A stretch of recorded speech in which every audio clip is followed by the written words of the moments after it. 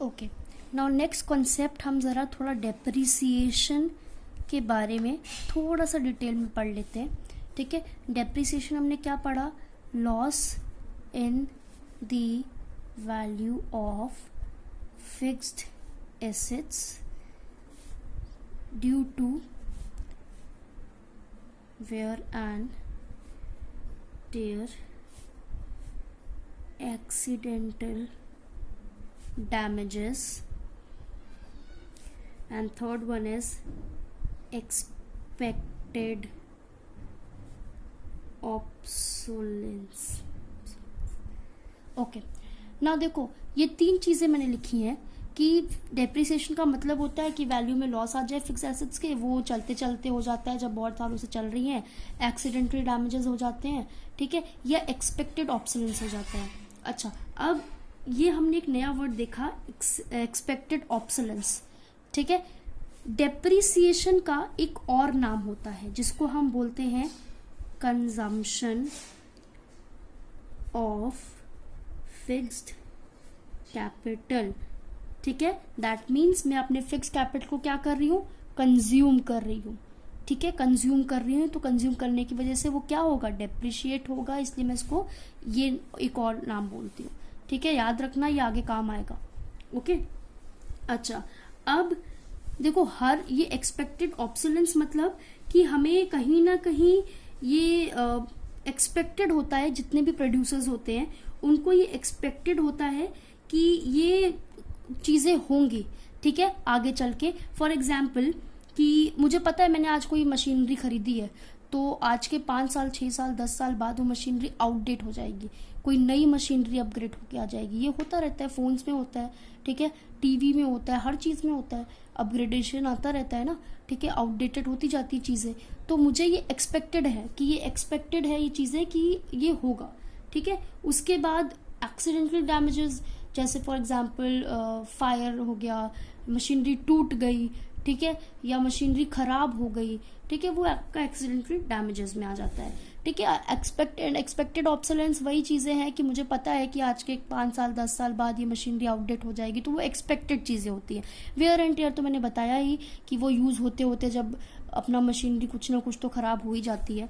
ठीक है, अच्छा, अब देखो हर एक कंपनी, हर एक प्रोड्यूसर, हर एक कंपनी एक रिजर्व फंड मेंटेन करके चलता है of depreciation. Reserve fund maintain करके चलता है. जब भी कोई प्रोड्यूसर कोई भी नई मशीनरी खरीदता है, ठीक है, तो वो सबसे पहले उस मशीनरी के लिए, उस मशीनरी का डेप्रिसिएशन का रिजर्व फंड मेंटेन कर लेता है. ठीक है, उस मशीनरी से related depreciation reserve fund maintain कर लेता है. ठीक है, अच्छा, अब ये रिजर्व फंड होता क्या है? ये फंड वो होता है जो प्रोड्यूसर अपने पास रखते हैं for replacement investment. Replacement investment का मतलब ये है कि देखो आज के 10 साल बाद जब मैं मशीनरी को बेचूंगी, ठीक है, तो फॉर एग्जाम्पल मैंने मशीनरी खरीदी, एक मिनट, 10 लाख की मैंने मशीनरी खरीदी 10 लाख की. अब आज के 5 साल 10 साल बाद मैं मशीनरी बेच रही हूँ फॉर एग्जांपल, तो क्या मुझे 10 लाख ही रुपए मिलेंगे? नहीं ना, 10 लाख रुपए तो नहीं मिलेंगे.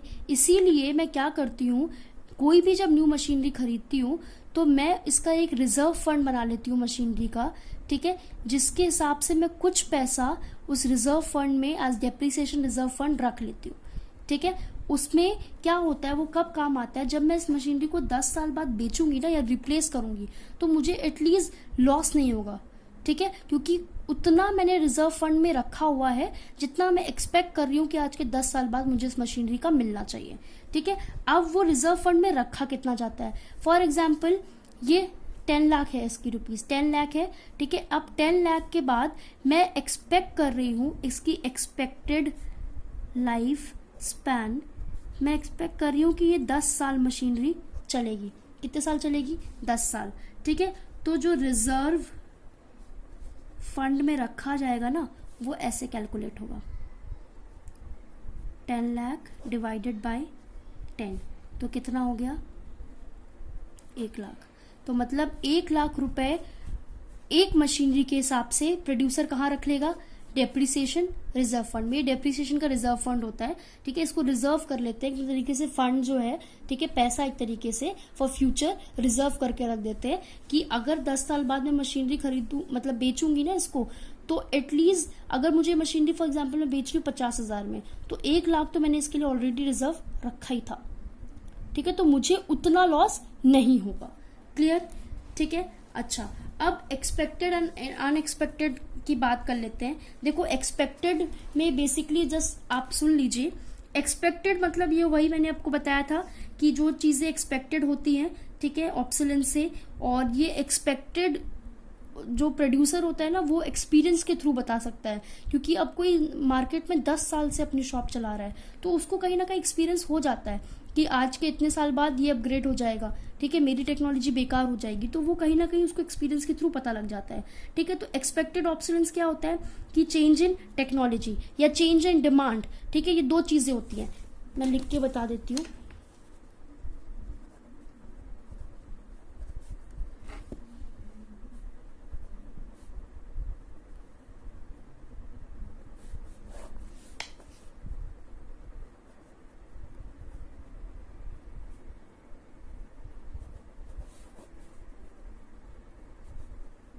देखो चेंज इन, ये एक्सपेक्टेड है, हर प्रोड्यूसर एक्सपेक्ट करता है कि टेक्नोलॉजी में चेंज आएगा ही आएगा, ठीक है, हर प्रोड्यूसर एक्सपेक्ट करता है कि डिमांड में चेंज आएगा ही आएगा। आज अगर किसी को रबर के शूज पसंद आ रहे हैं, ठीक है, तो फिर अगर लेदर के शूज बनना शुरू हो गए तो ऑब्वियस सी बात है डिमांड चेंज हुई, ठीक है, और डिमांड चेंज होगी तो ऑब्वियस सी बात है डिमांड में शिफ्ट होगा, ठीक है, तो डिमांड में शिफ्ट होगा तो मेरे पास जो मशीनरीज है जो रबर शूज बनाती है तो बेकार है, वो लेदर के थोड़ी बना पाएंगे, तो मुझे जितने भी फिक्स एसेट्स हैं उनको क्या करना पड़ेगा, चेंज करना पड़ेगा और नई अपग्रेडेड मशीन्स लेकर आनी पड़ेंगी, ठीक है। ऐसे ही टेक्नोलॉजी में चेंज हो गया, ठीक है, टेक्नोलॉजी में चेंज हो गया मतलब अगर हम टीवी की बात कर लेते हैं, पहले टीवी ब्लैक एंड व्हाइट आती थी, अब कलर टीवी आ गई, फिर उसके बाद तो एलईडी, ये सब चीजें आ गई, तो टेक्नोलॉजी में चेंज हो रहा है, ठीक है, हमने भी अपनी चीजों को रिप्लेस किया, ऐसे ही प्रोड्यूसर भी करता है। क्लियर। उसके बाद आते हैं अनएक्सपेक्टेड में।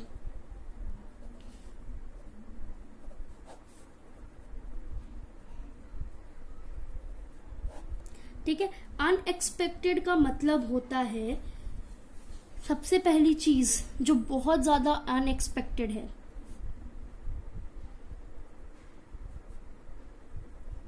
ठीक है, ये चीज बहुत ज्यादा अनएक्सपेक्टेड है मार्केट में, ठीक है। इसमें ऐसी चीजें हैं कि अगर फ्लड आ गया, अर्थक्वेक आ गया, ठीक है, आग लग गई, तो ऑब्वियस सी बात है डेप्रिसिएशन हो जाएगा, सब चला जाएगा, सब लॉस हो जाएगा हमारा, ठीक है।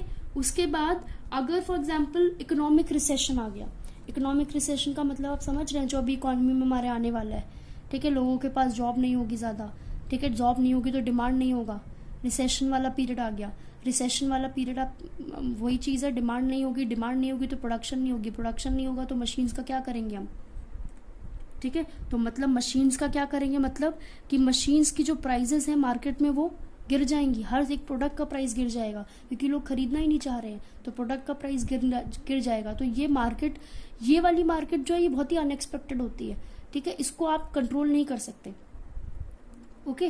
तो ये हमारे अनएक्सपेक्टेड ऑब्सोलेंस हो गए। अच्छा, अब सबसे मेन हमारा नेचुरल कैलेमिटी आता है रिसेशन, तो खैर ठीक है, वो तो हम ओवरकम भी कर लेते हैं, पर ये चीज तो ऐसी है जो हम ओवरकम कर ही नहीं सकते, ठीक है। रिसेशन वाला पीरियड तो ऐसा है जब लोगों के पास जॉब नहीं है, ठीक है, इकोनॉमी बिल्कुल डाउन चली गई है, प्रोडक्शन कुछ भी नहीं हो रहा है, प्रोडक्शन ही नहीं हो रहा, लोग खरीदना ही नहीं चाह रहे, तो जो सामान है भी, चाहे वो फिक्स एसेट्स हो चाहे जो हो, उसके प्राइस अपने आप ही कम होते जाते हैं मार्केट में, ठीक है।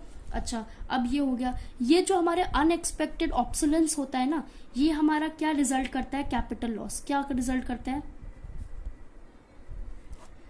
ठीक है, ये हमारा कैपिटल का लॉस हो जाता है। कैपिटल लॉस मतलब कैपिटल गुड्स का लॉस, और ये हम डेप्रिसिएशन में इंक्लूड नहीं करते, मतलब इसके लिए एक कोई भी रिजर्व फंड पहले से मेंटेन नहीं होता है, ठीक है, कोई भी रिजर्व फंड इनके लिए पहले से मेंटेन नहीं होता, क्योंकि यू नेवर नो ना कि ये आएंगे नहीं आएंगे, इनके लिए कोई रिजर्व फंड नहीं होता है, तो अनएक्सपेक्टेड है, कभी भी आ सकते हैं, तो इनके लिए कोई रिजर्व फंड नहीं होता है, इसीलिए हमारा ये क्या क्रिएट करते हैं, लॉस क्रिएट करते हैं, ठीक है, ये हमारे लिए जो एक्सपेक्टेड है वो लॉस क्रिएट इसलिए नहीं करते क्योंकि हम लोग कहीं ना कहीं उसके ऑलरेडी आज के 10 साल बाद हमें जितना पैसा मिलना चाहिए उतना हम रिजर्व में मान के चल रहे हैं।